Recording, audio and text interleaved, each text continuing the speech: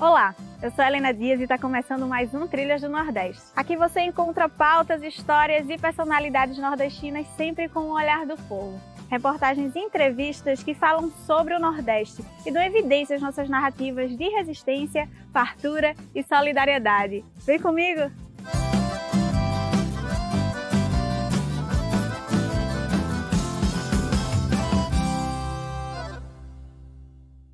No sertão da gente, vamos entender como aldeias pataxós do extremo sul baiano têm resistido às investidas violentas dos ruralistas. Já no território de solidariedade, a gente vai saber mais sobre a atuação da organização GRI Solidário no combate à fome. E no Aqui Pra Nós, a prosa é com o dirigente nacional da Via Campesina e do MST, João Pedro Stedley. A gente conversou sobre a estratégia e as candidaturas dos movimentos do campo nas eleições de 2022. Já no Balaio Cultural, o papo é sobre a Rede Nacional de Bibliotecas Comunitárias e seu trabalho nas periferias. E no Que Tu Indica, a gente tem diversidade de sugestões. E hoje a gente começa o programa no estado da Bahia. A situação da demarcação de terras indígenas no Brasil com o atual governo federal é de paralisação. Os povos originários têm denunciado e alertam sobre os impactos diretos da falta de regularização fundiária de seus territórios nas suas vidas e rotinas. Isso porque, sem demarcação, os conflitos por terra só aumentam.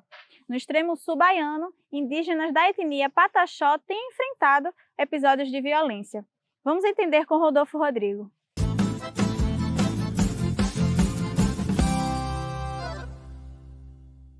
As últimas semanas foram marcadas pelo aumento da violência contra os povos originários em seus territórios, em várias partes do Brasil.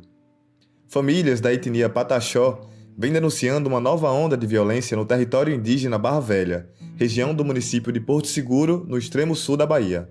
A escalada da ofensiva, promovida por ruralistas, teve início após o dia 25 de junho, quando cerca de 180 indígenas pataxós realizaram a ação de retomada do local denominado de Fazenda Brasília, localizada dentro do território indígena Barra Velha, que é uma área reconhecida oficialmente como território indígena desde 2009.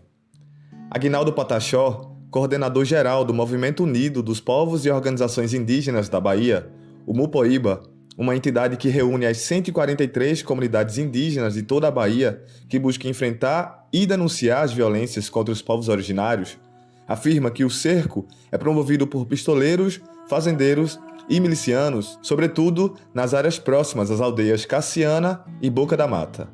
Dia 26, nós, do Mupoíba, junto com várias outras organizações, denunciamos as milícias atacando o povo Pataxó. Nesse atual dia 26, 40 caminhonetes lotadas de homens fortemente armados, pistoleiros, fazendeiros e milicianos, para expulsar os parentes da chamada Fazenda Brasília. A terra indígena Pataxó Barra Velha, localizada nos municípios de Porto Seguro, Itamaraju e Prado, extremo sul da Bahia, possui uma área de 52 mil hectares e é identificada e delimitada com relatório de identificação e delimitação territorial aprovado pelo governo federal, FUNAI, e publicado no Diário Oficial do Estado e União em 2009. A região, coberta pela Mata Atlântica, tem vivido um processo histórico de desmatamento e conflitos fundiários, levando ao incontável número de mortes dos povos nativos. Recentemente, num período de 10 dias, 6 pessoas foram assassinadas e uma cometeu suicídio em meio a contextos de violência e conflitos fundiários. No Maranhão, Janildo Guajajara foi morto com um tiro pelas costas no dia 4 de setembro. Ele era morador da terra indígena Araribóia. Também no Maranhão, Jael Carlos Miranda Guajajara foi atropelado neste mesmo dia, num crime atribuído a disputas por território. No domingo seguinte, 11 de setembro, Antônio Cafeteiro Guajajara foi morto com 6 tiros em Arame, Maranhão. Ele morava na terra indígena Araribóia. No sul da Bahia, o pataxó Gustavo Silva da Conceição, de 14 anos, levou um tiro na nuca também no domingo, dia 4. Ele foi morto após uma invasão de um grupo de pistoleiros na terra indígena Comexatibá. Segundo Erilza Pataxó, coordenadora regional do Mupoíba, o Estado é conivente com a situação. O governo federal é o principal incentivador do que vem acontecendo com os povos indígenas no Brasil, dizendo que nós somos supostamente invasores, mas nós não somos invasores. A própria história do Brasil fala que quando os portugueses chegaram aqui e encontraram, foi nós indígenas que estávamos aqui, o povo originário que está aqui, e somos nós o dono dessa terra, chamado Brasil.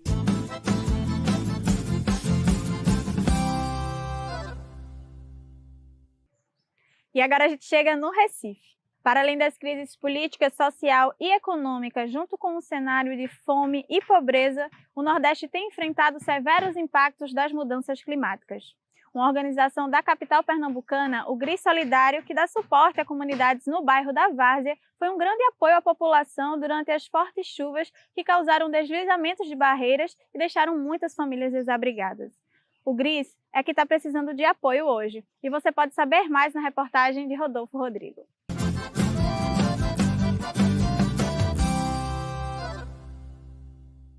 Um lugar que desde 2018 funciona como uma janela para a solidariedade em algumas comunidades da Várzea, no Recife, em Pernambuco, agora corre o risco de parar de funcionar.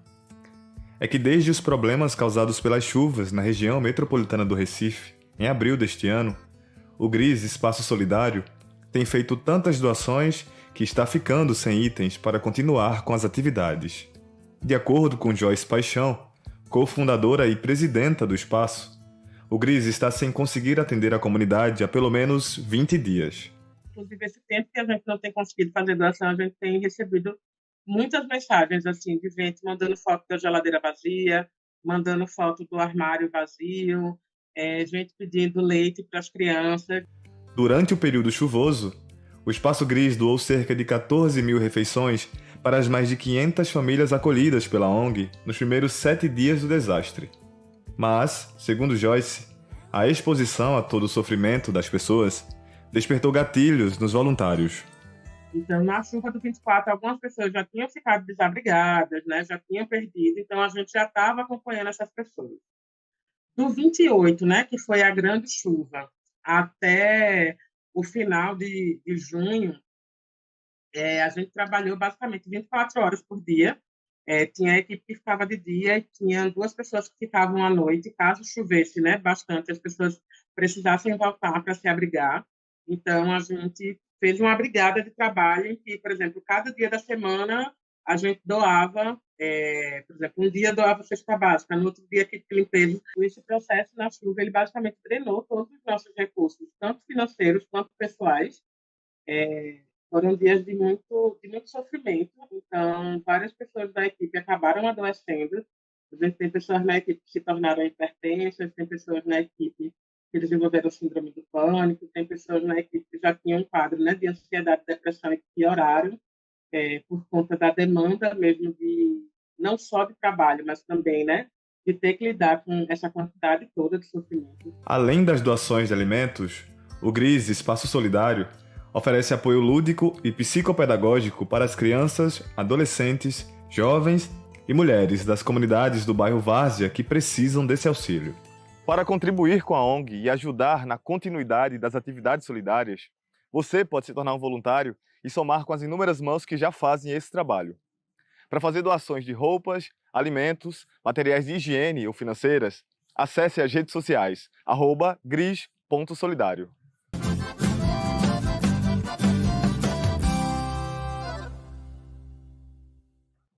Chegou a hora do intervalo. Fica aí que a gente já volta.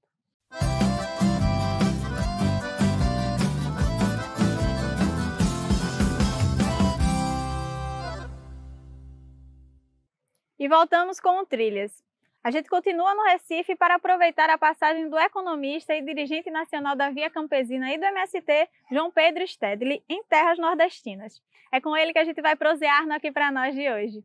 É que as eleições estão batendo na porta e no Trilhas, os temas da agricultura familiar, do direito à terra e da agroecologia são muito importantes. Acreditamos que para você que nos assiste, eles também sejam, né? É pensando nisso que a gente conversa com o Stedley sobre as estratégias dos movimentos do campo para a disputa eleitoral deste ano. Vamos assistir.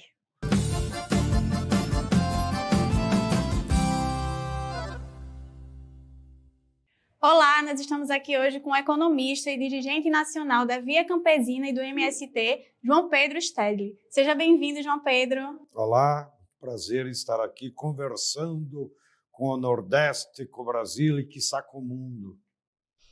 João Pedro, a gente está num ano, né, de eleições e a gente está vendo que os movimentos sociais estão se mobilizando para participar, né, da disputa eleitoral, colocando candidaturas. No caso dos movimentos do campo, essa estratégia, o que é que motiva? Bem, o Brasil está vivendo a pior crise dos 500 anos, uma crise estrutural do capitalismo que jogou milhões de brasileiros na calçada, que acabou com as políticas públicas para a agricultura familiar, para a reforma agrária, que voltou à fome. E, portanto, nós estamos dizendo que, dia 2 de outubro, nós vamos estar numa encruzilhada em que o povo brasileiro vai ter que decidir. Vai continuar com esse projeto insano, genocida do Bolsonaro, ou vai ter um outro projeto de país? São muitas as pautas dos movimentos do campo. A Via Campesina, quais as pautas em comum que ela aponta dentre os movimentos? Existem muitos temas que dizem respeito a toda a população que vive no campo.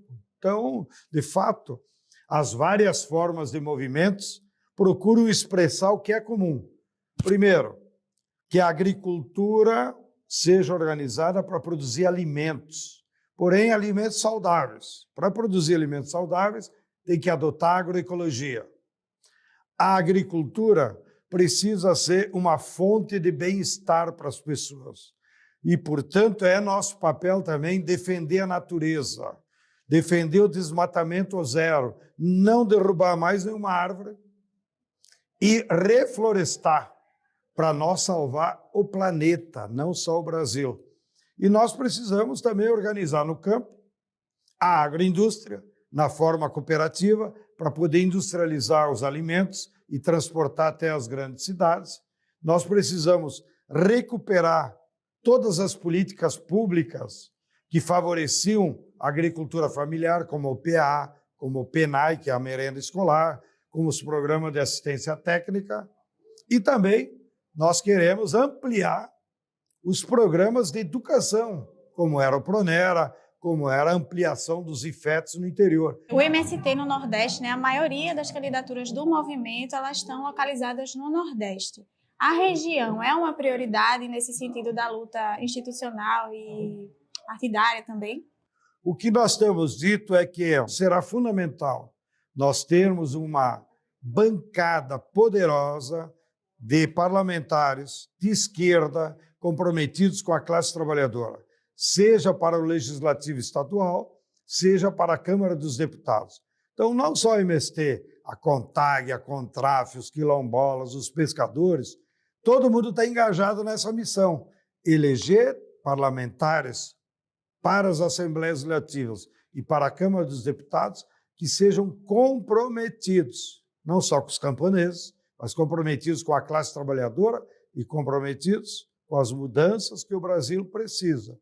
E o MST, claro, em cada estado, não é só aqui no Nordeste, tem apresentado candidatos junto com outras forças populares do campo e da cidade. A nível de América Latina, a gente tem diversas, né, experiências dos movimentos no campo, no poder também, né? O que é que a gente tira de lição nesse sentido?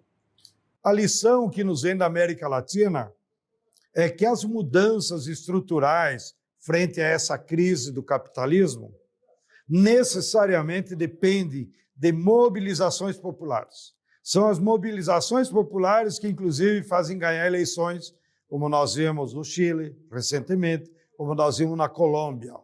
Segundo ponto, nós temos que combinar a luta institucional, através da eleição de governantes, de parlamentares, com a luta direta, com a luta de massas, para conquistar aqueles direitos que estão na Constituição brasileira. As candidaturas são do campo, mas, obviamente, que elas precisam conversar com os meios urbanos, né? Até porque a maioria dos eleitorados estão nesses espaços. O que é que você acha que vai tirar aí de experiência desse sentido da disputa eleitoral, no sentido dessa relação do campo e da cidade? A nossa experiência nesse trabalho tem sido fantástica, porque ela nos deu oportunidade de ir lá falar com as pessoas, casa em casa, ir nas praças públicas, fazer atos culturais, ou seja, dialogar com o povo da cidade. E o que nós falamos com o povo? Falamos que nós estamos enfrentando a fome, que nós estamos enfrentando o desemprego, né? E que é preciso salvar o planeta por causa do clima. Então, esses temas que nós não teríamos oportunidade de dialogar com a cidade, em função da campanha, nos permite dialogar, porque a população se dá conta. Não vai acabar a fome se os camponeses não tiverem condições de produzir alimentos. João Pedro, a gente agradece a tua participação aqui no Trilhas do Nordeste e até a próxima. Imagina, eu que agradeço o privilégio de estar aqui com vocês, apesar de gaúcho, mas deixo-me salvar que a minha companheira é da Bahia e o meu filho também nasceu na Bahia. Então eu tenho uma perninha no Nordeste, além, claro, do afeto. E deixo também me exibir que os nossos companheiros deputados da Assembleia Legislativa me deram o título, há 2, 3 anos, de cidadão cearense, de maneiras que eu sou também nordestino. Grande abraço a todos e todas.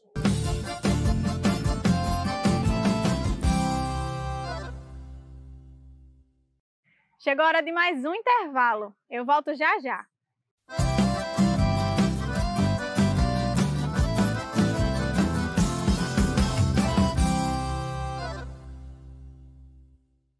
Estamos de volta com o programa. Agora vamos até o Maranhão.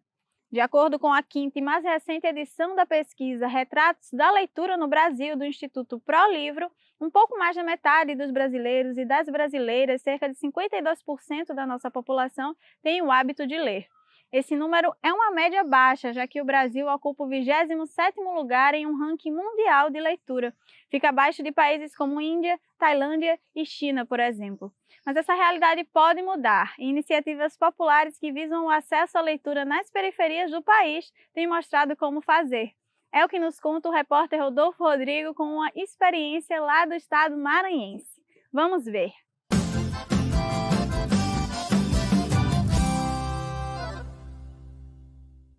Em inúmeras periferias do país, a Rede Nacional de Bibliotecas Comunitárias tem auxiliado crianças, jovens e adultos na percepção dos seus sonhos. Isso porque a rede é um movimento pela democratização do acesso ao livro, à leitura, à literatura e às bibliotecas sob a perspectiva da leitura como direito humano. Desde o seu nascimento, em março de 2015, a rede busca dar amplitude nacional à organização das bibliotecas comunitárias em redes locais.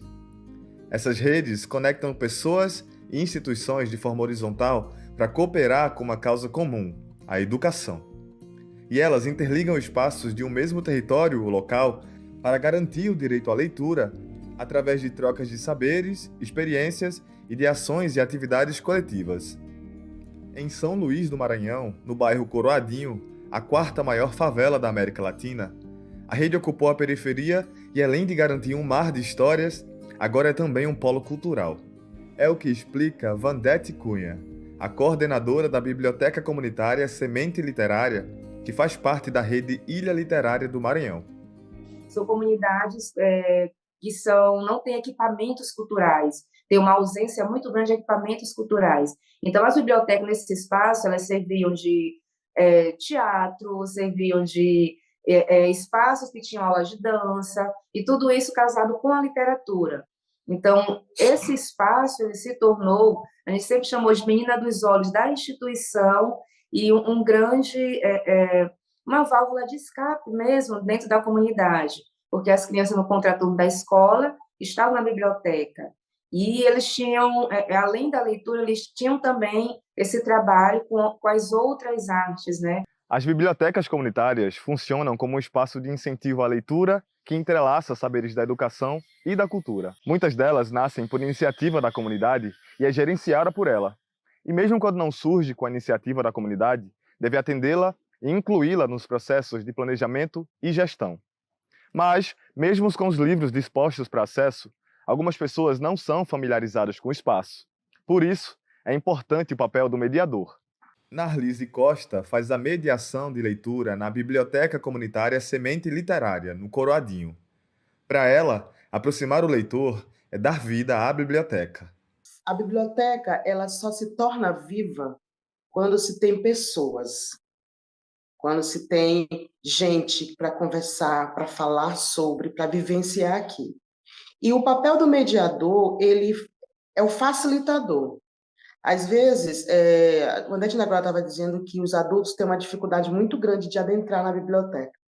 Então, entra a minha pessoa que propor estratégias para que o adulto se aproxime mais, como rodas de conversa, a gente vai começar a oferecer oficinas de artesanato, porque isso aproxima os adultos, né? E, através disso, a gente consegue inserir a leitura literária e consegue fazer com que eles passem a gostar. A Rede Nacional conta atualmente com 11 redes locais e 119 bibliotecas comunitárias em 23 cidades do país.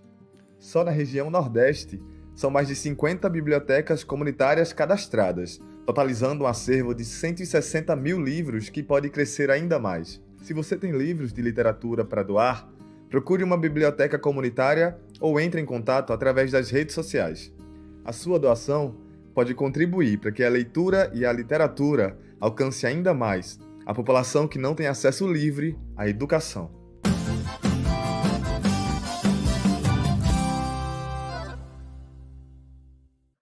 E a sugestão de hoje veio lá da Bahia, no formato de poesia e música. Vamos conferir? Roda a vinheta.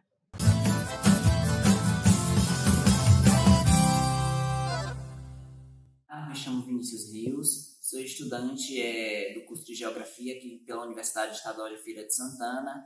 Estamos localizados no semiárido baiano, né, e como um bom nordestino e que fui convocado para participar dessa iniciativa do Brasil de Fato, eu gostaria de indicar, né, alguns cordelistas, pessoas importantes para a cultura nordestina.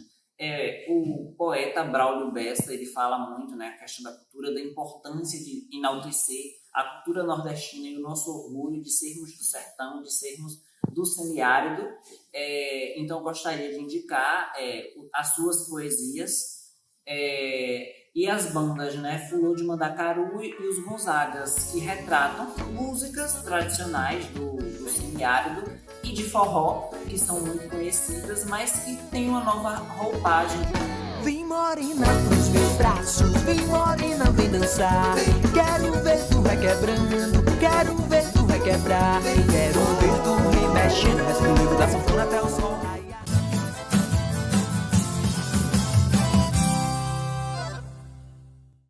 Obrigada pelas boas dicas, Vinícius.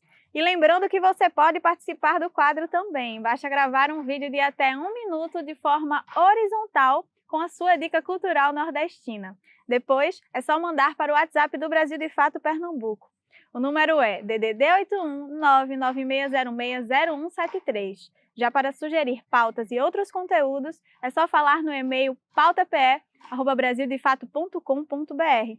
A gente agradece a sua audiência. Você assiste esse e outros episódios nos canais do Brasil de Fato Pernambuco e da TVT no YouTube. Até semana que vem, sempre nas sextas-feiras às 9 da noite.